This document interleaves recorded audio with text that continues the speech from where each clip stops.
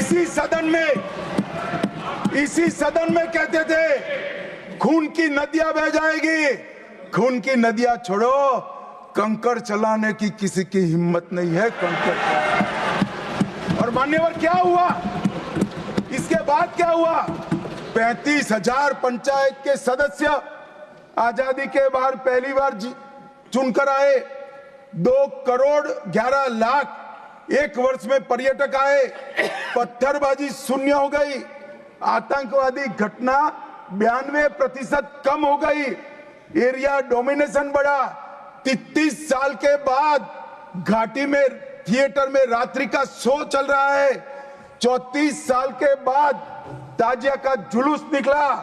पहाड़ी, गुर्जर, बकरवाल और वाल्मीकि को आरक्षण मिला और घाटी के हर घर तिरंगा अभियान भी चला। श्रीनगर में फॉर्मूला 4 कार रेसिंग हुई। लाल चौक पर तिरंगा शान से फहरता है और दुनिया का सबसे ऊंचा रेलवे आर्च ब्रिज आज चिनाब नदी पर बन रहा है। सबसे बड़ी लंबी ट्रांसपोर्टेशन टनल फिर पंजाल में बनी और निर्यात रैंकिंग में अपना कश्मीर सभी यूटी में नंबर 1 पर निर्यात में आया।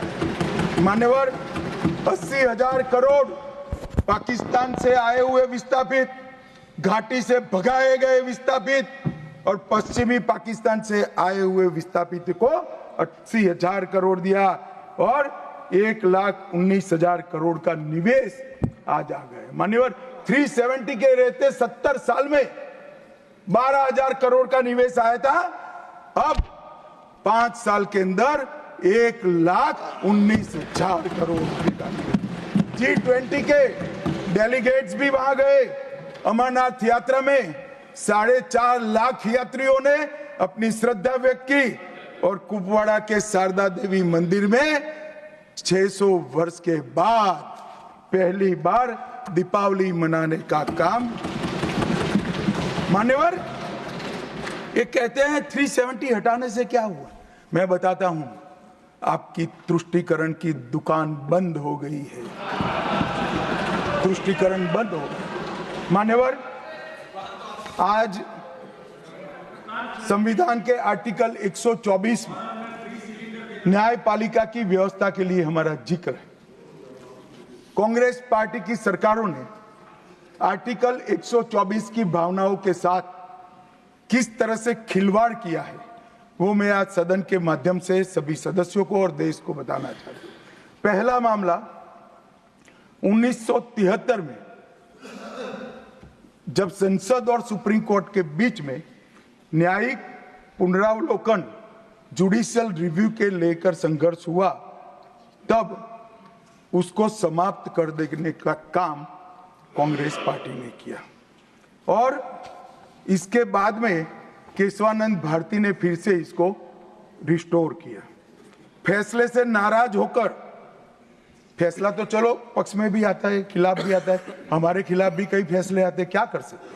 मानना चाहिए, हमारी संवैधानिक व्यवस्था है, आर्टिकल 124 कहता है। परंतु कांग्रेस ने क्या किया? 3 वरिष्ठ न्यायाधीश जस्टिस JM सेलत, KS हेगड़े और AN ग्रोवर, तीनों को प्रमोशन से महरूम कर सजा देकर चौथे न्यायाधीश को प्रमोशन देने का काम करा, जिसके कारण ये 3 सज्जनों ने अपना अपमान महसूस करते हुए संविधान की सुरक्षा के लिए इस्तीफा देकर घर पे जाना पसंद किया। ये किया है मैंने।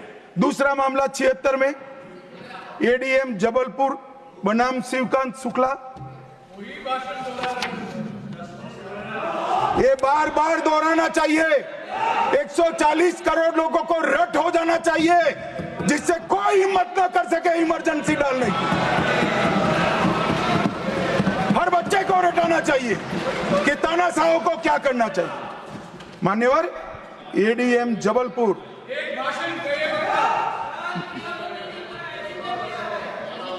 मान्यवर ADM जबलपुर जस्टिस खन्ना बेचारे 3 विरुद्ध 1 लघुमती फैसला दिया। क्या हुआ?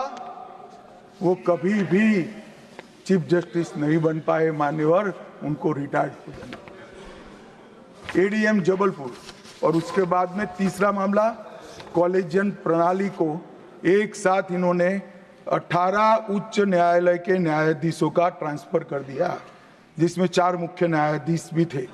और कारण क्या था मान्यवर, क्यों किया? कोई कदाचार था, कोई भ्रष्टाचार था?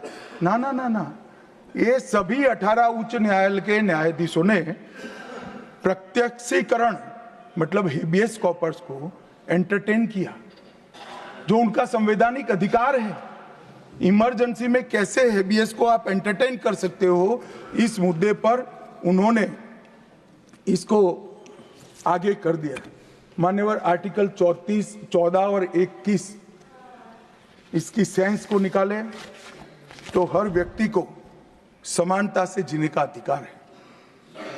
हम कम्युनिस्ट सोच से बना हमारा संविधान नहीं है। सब समझते हैं कि व्यक्ति की माली हालत इसका भाग्य, परिश्रम और बुद्धिमत्ता के आधार पर तय होती है। हर व्यक्ति एक समान माली हालत में नहीं रह सकता, मगर आर्टिकल 14 और 21 का मतलब इतना तो जरूर निकलता है कि इनको बेसिक सुविधाएं मिल जाए, घर मिले, बिजली मिले, पानी मिले, खाना मिले, इलाज मिले, शिक्षा मिले। 75 साल तक इस देश की जनता को गरीबी हटाओ का नारा देने वाले कांग्रेस पार्टी गरीब रखे। और मान्यवर, 10 साल में नरेंद्र मोदी जी ने 9.6 करोड़ गरीब महिलाओं को उज्ज्वला का कनेक्शन देकर उनके घर में गैस पहुंचा।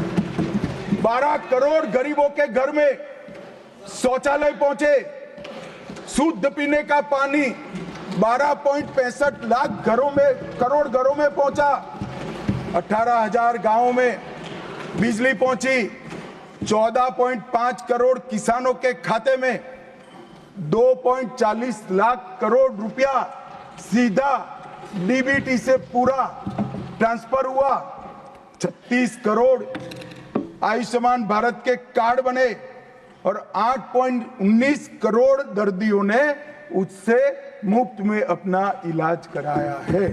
और मान्यवर, अब 70 साल से अधिक कोई भी आय वर्ग का व्यक्ति हो, इसको 5 लाख तक का इलाज मोदी सरकार ने, प्रधानमंत्री ने फ्री कर दिया। 36 राज्यों में 80 करोड़ लोगों को one nation one ration card दिया, 5 किलो अनाज मुफ्त दिया, 25 लाख करोड़ रुपए की राशि सीधी बैंक खातों में डीबीटी के माध्यम से गई है। 11,000 करोड़ रुपया 1 करोड़ लाभार्थी को, रेहड़ी पटरी वालों को दिया। और सबसे बड़ी बात, 2 करोड़ लखपति दीदी बनाने का काम नरेंद्र मोदी। और मान्यवर,